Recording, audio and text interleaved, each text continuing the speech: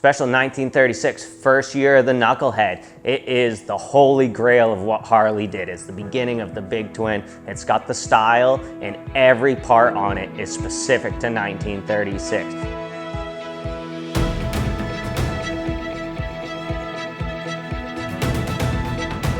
The cylinder heads are the correct mid-year heads. They use them on the late heads too. They're called open rocker heads. They have the baby jars on them, which is the coverings for the valve springs. The later ones went to a full tin covering, and these are the correct ones. They're very rare and they're very odd, but they're correct for the bikes. An original dash cover, original speedometer, then rebuilt, original oil pressure gauge, amp meter, original ignition switch, correct numbers on the switch, all real parts. Gas caps are even original. I paid a fortune for those. Cam cover is a 2-rivet cam cover. That also is odd. They use those. That might even be a little bit earlier, but some of the mid bikes had that, I believe. This is what we call a mid-year 36 Knucklehead. And so some of the early parts could be on there.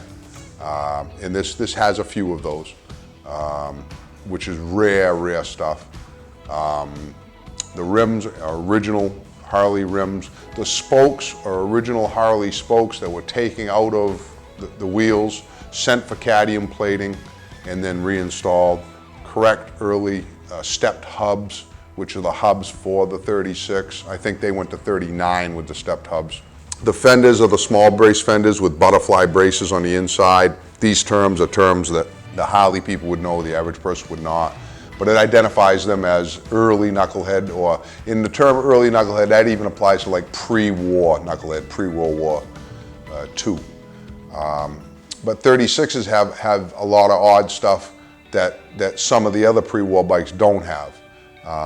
And this particular bike, you know, the toolbox is an original toolbox. The chain guard's an original original chain guard. The oil tanks, original oil tank. Fenders, gas tanks, dash, forks, wheels, brakes, you know, and that's very difficult to find this stuff original because the stuff was rare to begin with, and most of it was, you know, we lost a lot of stuff in the war effort because stuff was melted down or scrapped or what have you. So to have the pre-war bikes, to have the stuff survive, and to be able to get the stuff, it's very difficult, and it's also very expensive. The parts, if you broke the parts down on this bike, it would scare you in value.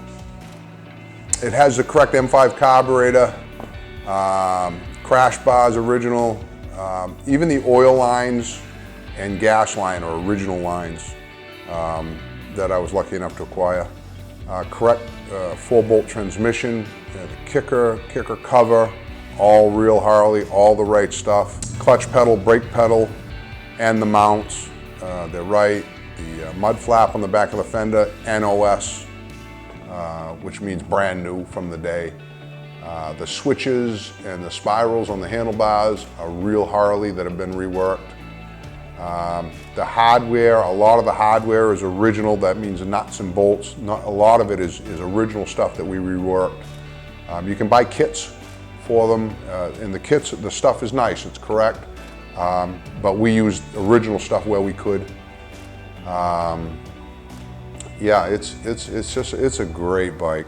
I'm sad to have sold it, and I'm going to miss it. But I have others, and Tony's a great guy. I really enjoyed him and working with him.